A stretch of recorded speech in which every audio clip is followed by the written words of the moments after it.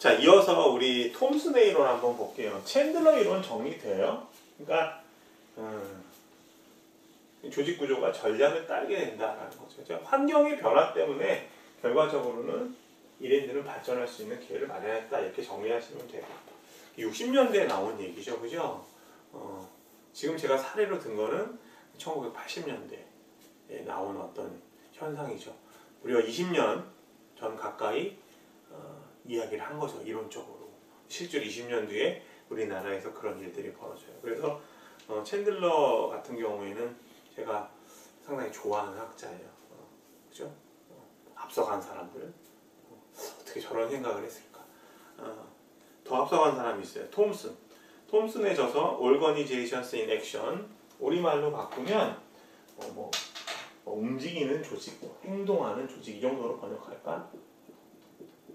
Organizations in Action, 1967년도. 역시 67년도에 어떤 이야기를 했는지 한번 봅시다.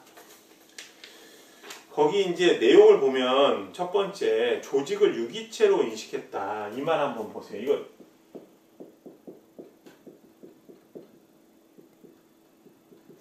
여러분 이거 내용 잠깐 읽어보세요. 멈춤하신 다음에 읽어보셨죠? 무슨 말인지 잘 모르시겠죠? 유기체로 인식했다, 이 말. 유기체라는 게 뭐예요? 쉽게 얘기하면 사람도 유기체예요. 그죠? 유기체. 그럼 사람 한번 봅시다. 제가 생존하려면 어떻게 해야 돼요? 지금 강의하려면은 중간에 저는 어떻게 해요? 이제 보통 우리가 이제 제가 강의를 뭐 한 서너 개 정도 올려드리는데, 보통 이제 중간에 이제 제가 뭐 한 수업을 보통 이제 한 파트를 한 25분 내외로 하죠.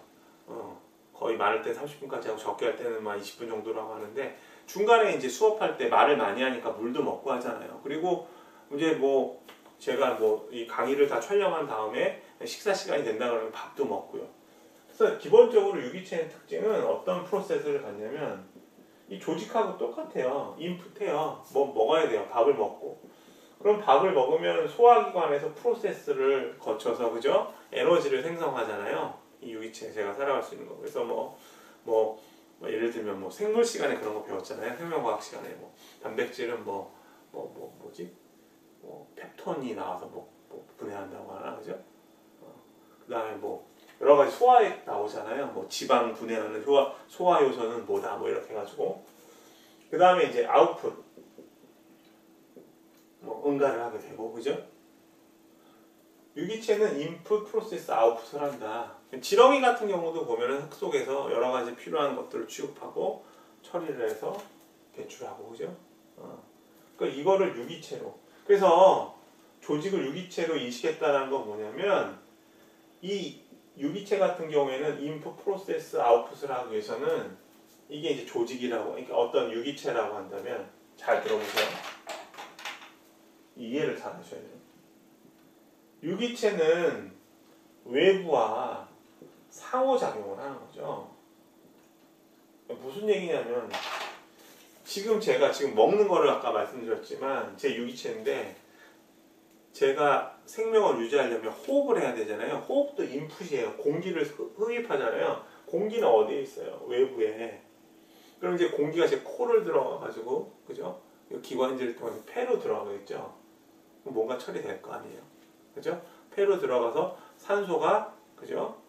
뭐 혈관에 들어가서, 혈관은 산소를 운반하잖아요. 뭐 뇌로 예를 들어서 산소가 운반이 안 되면은 저는 살 수가 없겠죠.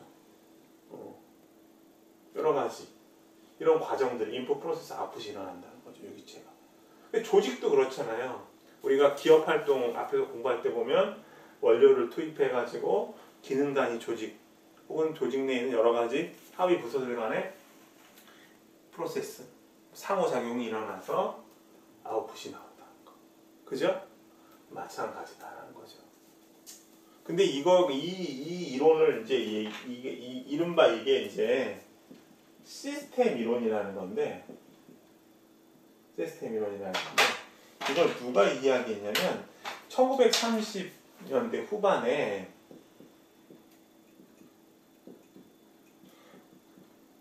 루드빅 베르탈람피라는 사람이 이야기를 했어요. 이 사람이 오스트리아인가 생물학자거든요. 그러니까 과학에서 나온 개념이 시스템 이론이에요.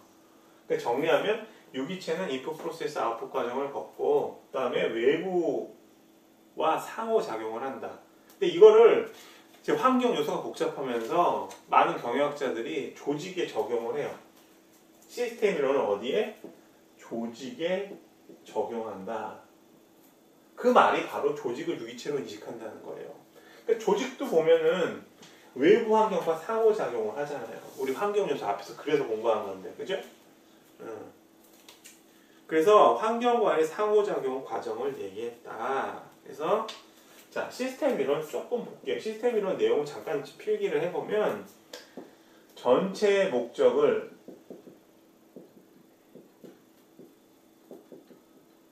위에 구성된 하위 체계가 환경과 상호작용을 한다.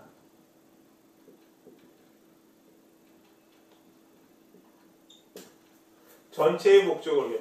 지금 저도 하나의 유기체로서 뭐예요? 삶을 영위하려면, 생존하려면 제 몸속에 있는 폐, 소화기관, 그다음에 신경계, 그죠? 골격계 이게 다 하위 체계잖아요. 상호작용을 하죠, 그죠? 운동하고 움직이고. 제가 강의하려면 팔도 움직이고 목소리도 내고. 그럼 제가 뭐 목소리를 낼 수 있는 조직들이 있잖아요. 성대를 비롯해서, 그죠? 그리고 말하려면 계속 생각을 해야 되고 뇌 시스템도 있고, 그죠? 보는 시스템도 있고 카메라도 봐야 되고. 이걸 조직에 적용한 거죠. 조직하고 똑같이. 왜냐하면 조금 전에도 설명했지만 60년대 이후 환경 영향이 커졌으니까. 자, 시스템 이론의 특징을 보면요. 이런 게 있어요. 시스템 이론의 특징. 괜히 지웠네. 첫 번째 뭐가 있냐면 상호 의존성.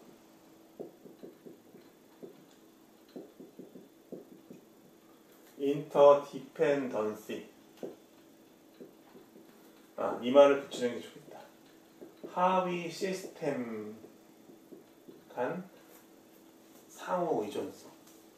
그죠? 생물 같은 경우, 살아있는 유기체 같은 경우는 상호 의존성이 존재한다. 그죠? 제가 지금 뭐 아까 전에 뭐 폐하고 뭐 소화기관 얘기했는데 얘네들끼리 다 서로 의존을 하잖아요. 그죠? 심장과 폐가 서로 심장은 혈액을 운반하고 폐는 산소를 운반하고 서로 의존을 해요. 근육과 뼈도 마찬가지고요. 이런 식으로. 근데 조직도 상호 의존성이 있죠. 우리가 기능 단위 부서 같은 경우를 우리가 하위 시스템이라고 얘기할 수 있잖아요. 기능 단위 부서들. 기능 단위 부서들도 서로 의존을 하죠. 예를 들면 뭐 마케팅 부서라든가 그 다음에 재무 부서 같은 경우 대립도 하지만 서로 조화롭게 상호 의존을 하죠. 마케팅은 조직에서 생산하는 혹은 창출하는 서비스를 효과적으로 알리고 재무팀 같은 경우에는 그 활동에 필요한 돈을 지원해야 되니까. 그죠? 그렇기 때문에 서로 상호 의존한다. 유기체도 마찬가지고요. 그 다음에 두 번째는 경계의 강조. 경계의 강조라는 건 뭐냐면 환경을 인식한다는 거예요. 그죠? 나와 우리 조직과 우리 조직에 영향을 주는 그림으로 그리면 이거죠. 조직, 외부. 나라는 유기체도 나하고 이 세 개가 있잖아요. 그죠? 세 개. 지금 예를 들면은 뭐 제가 바깥으로 나왔다 그러면 사람들, 나와 같은 유기체들도 다 다른 세계죠. 코로나 바이러스가 창궐하고 있으니까 차단하기 위해서 어떻게 해요? 마스크를 하는 거죠. 경계에 강조해요. 그러니까 조직도 다른 기업들이 어떻게 움직이는지 계속 본다는 거죠. 삼성전자 입장에서는 LG전자가 어떻게 움직이는가. 이런 식으로. 그 다음에 세 번째는 항상성 존재예요. 항상성 존재. 항상성이라는 게 그 조직이 어떻게든 조금씩 변하면서 생존을 영위한다는 개념이거든요. 그러니까 환경의 변화를 인식하면서 끊임없이 변화하는. 저 같은 경우도 계속 생존하기 위해서 밥을 먹고 잠을 자고 10년 전이나 20년 전이나 나이가 들어가면서 조금씩 노화가 왔겠죠. 그러나 조금씩 변하고 경영학 공부를 함에 있어서도 어떻게 돼요? 조금씩 경영학을 더 공부하면서 지식들이 좀 축적되지고 그러면서 강의도 옛날 10년 전보다는 조금 더 낫겠죠. 이런 게 변화예요. 변화. 이런 특징을 갖는데 조직 같은 경우 2, 3번 조직은 환경과의 어떤 상호작용을 한다는 거. 그죠? 그리고 조직은 끊임없이 항상성 존재한다. 항상성 존재하는 거는 조금 전에 공부했던 이랜드 같은 경우를 예를 들어서 볼 수 있잖아요. 초기에는 의류 쪽이었다가 지금은 의식주 휴민학을 거느리는 거대 기업으로 성장했다는 거죠. 그죠? 그래서 결론적으로 얘기하면 톰슨은 1930년대에 등장한 시스템 이론을 조직에 적용을 한 거예요. 조직에 적용을. 그죠? 그래서 경계를 강조하고 항상성을 유지하기 위해서 그가 이해하는 게 뭐냐면 바운더리 스패닝, 경계관리를 제시를 하죠. 경계관리라는 건 뭐냐면 조직으로 넘어왔어요. 유기체 얘기 그만할게요. 조직에서 다시요. 바운더리 스패닝이라는 게 뭐냐면 경계관리가 뭐냐면 조직 입장에서 봤을 때 조직 외부 영향이 있잖아요. 이 외부 영향을 갖다가 어떤 식으로 관리할 것인가에 대한 얘기예요. 그죠? 조직 외부의 변화가 조직에 어떻게 적용되고 이를 통해서 어떤 식으로든 조직이 적응할 것인가. 쉬운 예를 들면 지금 이제 항공사 같은 경우에는 코로나 때문에 상당히 어려워졌잖아요. 그죠? 코로나 사태가 장기화되면서 이 코로나 사태가 외부 변화죠. 그죠? 이 변화를 조직에 어떻게 적용할 것인가. 뭐 여러 가지 방법이 있겠죠. 그죠? 예를 들면 여객이 줄었으니까 화물을 늘린다든가. 그러니까 대한항공 같은 경우는 여객이 줄어들어서 화물 같은 경우에 옛날부터 잘했으니까 화물 부분에서 계속 수요가 있어서 어느 정도 유지가 됐다고 이야기를 하잖아요. 적응할 것인가. 그러려면 어떤 조직의 개편도 발생할 수 있겠죠. 그죠? 이해돼요? 그래서 계속 핸드아웃을 보시면은 이런 바운더리 스패닝을 위해서, 그죠? 경계 관리를 위해서 필요한 게 뭐냐면 이 얘기가 나옵니다. 버퍼링 디파트먼트가 필요하다고 이야기를 해요. 우리말로 바꾸면 이게 완충 부서거든요. 이 완충이라는 게 뭐냐면 이 경계, 그러니까 조직 내부와 외부의 이 경계를 완충할 수 있는, 충격을 줄여줄 수 있는 역할들을 한다는 거예요. 부서들이. 자, 예를 들어서 설명해 볼게요. 이제 항공사 말고 다른 예를 한번 들어보자. 어떤 자동차 회사가 있는데 테슬라를 한번 봅시다. 테슬라 같은 경우에는 외부 변화가 어떤 요인이 있어요? 테슬라 같은 경우에는 지금 이제 화석 연료를 많이, 그러니까 얼마 전에 우리 뭐 이제 그 폭스바겐에서 디젤 게이트 일어나면서 여러 가지 문제가 생겼잖아요. 그러면서 사람들이 이제 친환경적인 차, 그죠? 그러면서 전기차를 많이 이제 사용하게 되면서 테슬라가 상당히 인기를 얻게 되었죠. 그러니까 테슬라 같은 경우에는 기존의 물론 이제 지금의 어떤 내연기관을 만들었던 자동차 회사들도 전기차를 이제 박차를 가하고 있지만 전기차 개발에 테슬라만큼은 따라 미치지 못하고 있죠. 그렇게 되려면 테슬라에서는 아마 자동차, 특히 이제 전기 자동차를 만들기 위한 R&D 부서가 되게 활성화되어 있을 거예요. 이해돼요? 근데 R&D 부서라는 거는 뭐냐면 이 소비자들이 원하는 어떤 훌륭한 제품을, 다시 얘기하면 전기차로서 합리적인 기능을 가진 제품을 개발하기 위한 아주 중요한 역할을 하잖아요. 다시 적용해 보면 제가 이제 좀 어려운 내용이라 좀 계속 좀 천천히 말씀드리는데, 경계 관리를 하기 위해서는, 경계 관리라는 건 뭐라고 했죠? 외부 환경과의 어떤 변화에 따라서 우리 조직이 어떻게 적응할 것인가. 그러기 위해서는 버퍼링 디파트먼트가 필요하다는 거예요. 완충 부서가. 지금 테슬라 같은 경우에는 확실하게 우리가 이야기할 수 없지만 유추해 볼 수 있는 게 조직 내 R&D 부서가 상당히 중요한 역할을 하고 있겠다. 왜냐하면 소비자들이 느낄 때 조금 더 편한 자동차를 이용해야 되니까. 그리고 디자인 같은 경우 보면 테슬라 독특하잖아요. 그죠? 자동차 문 막 위로 올라가는 것도 있고 손잡이도 들어가 있고요. 뭐 자동차 뭐 다른 회사들도 있긴 하지만 유리에 보면 프레임도 없고요. 그런 자동차 본 것 같아요. 그래서 결과적으로는 소비자들이 원하는 자동차를 생산하기 위해서 그죠? 소비자들도 외부 환경인데 그 외부 환경들 소비자들이 우리 조직에 주는 임팩트를 어떻게 해요? 완화시켜주기 위해서 R&D 부서를 활성화시킨다는 거죠. 그러니까 기본적으로 버퍼링 디파트먼트 완충 부서들이 점점 늘어남으로 인해서 조직은 환경에 대응할 수 있다는 거예요. 적응할 수 있고. 다시요. 좀 복잡한데 바운더리 스패닝이라는 거는 조직이 환경에 전개되는 과정이고 이를 위해서 조직이 반드시 버퍼링 디파트먼트를 가져야 된다.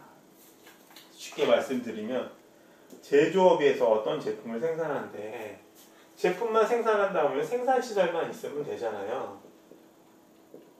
그러니까 예를 들면 수요가 상당히 많은 어떤 제품이 있다. 그렇게 되면 제품 품질보다는 그냥 수요에 맞게끔 생산하면 잘 팔리겠죠.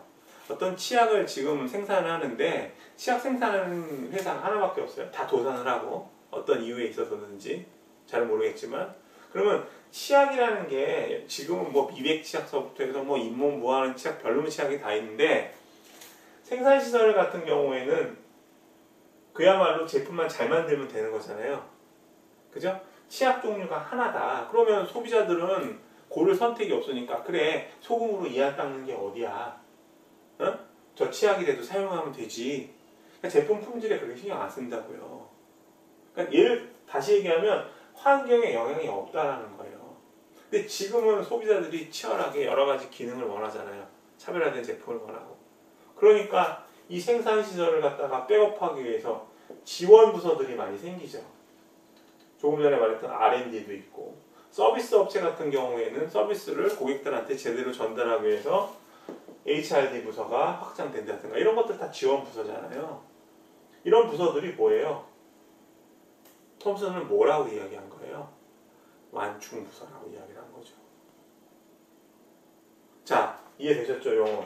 그래서 정리를 하면 톰슨이 강조한 거는 뭐냐면 이렇게 개방화된 어떤 환경에 놓여있는 조직은 그야말로 유기체와 같다. 그래서 시스템 이론을 적용하고 시스템 이론에 따라서 조직은 경계관리 활동을 잘해야 된다.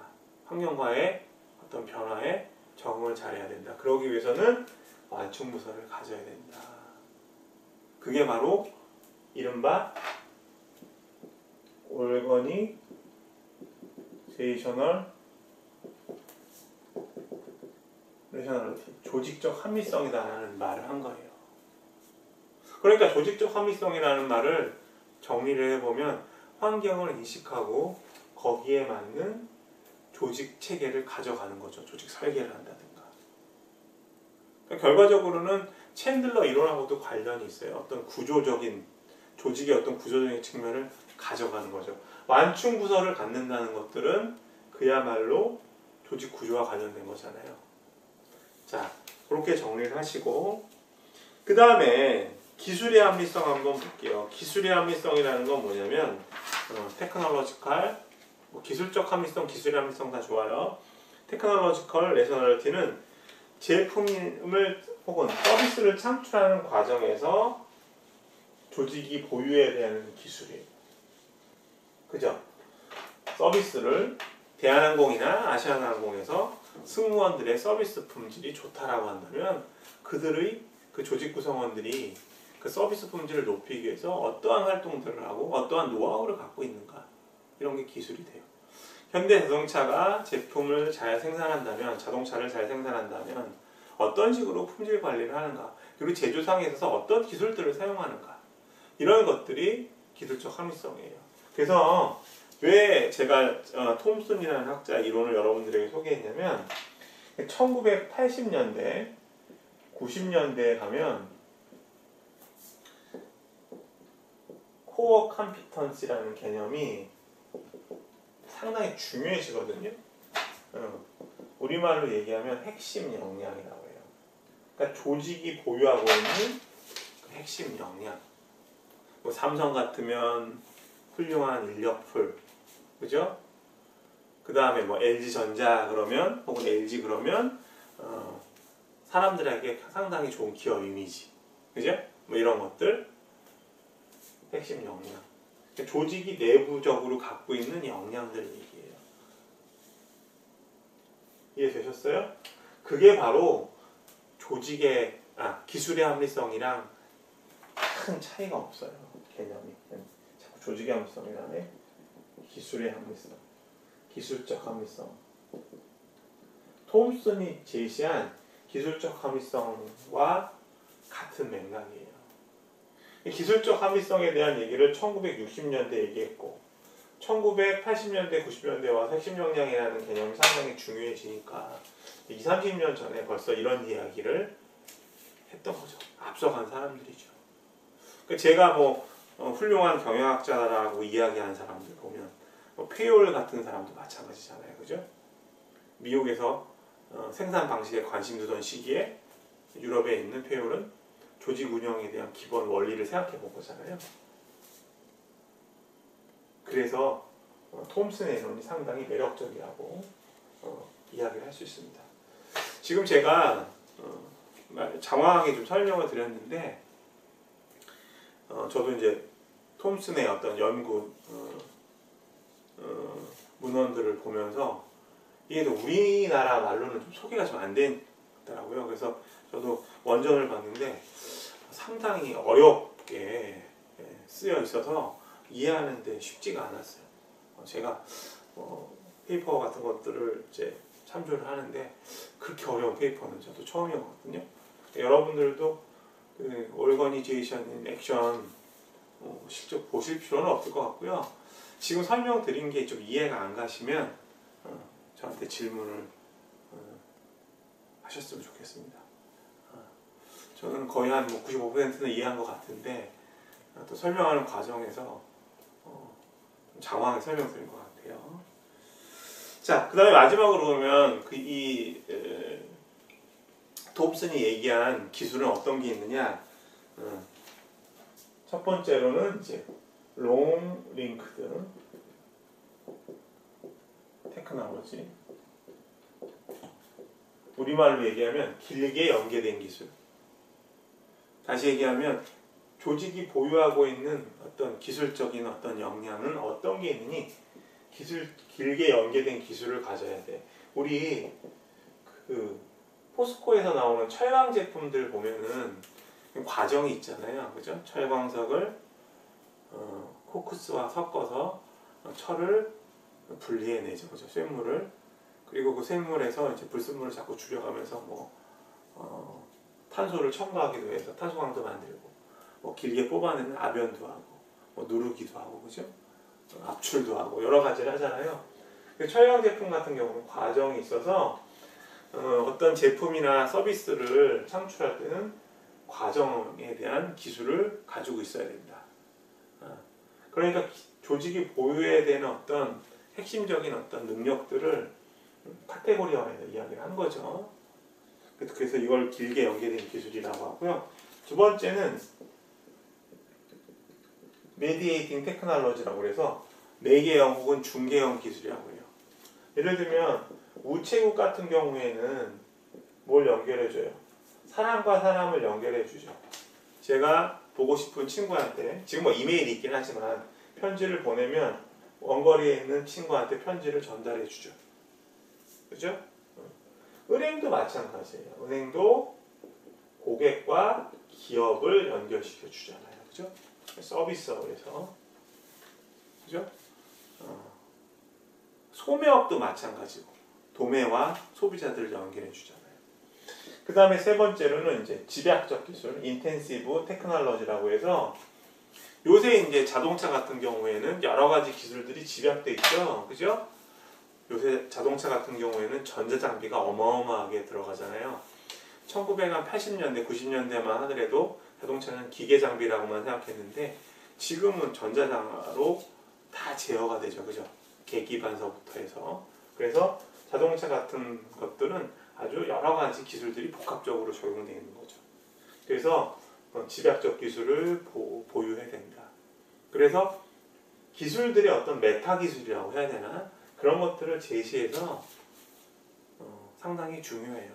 그래서 톰슨이 지적한 거는 야 일단 기술적 합리성을 보유하기 위해서는 조직적 합리성 추구해.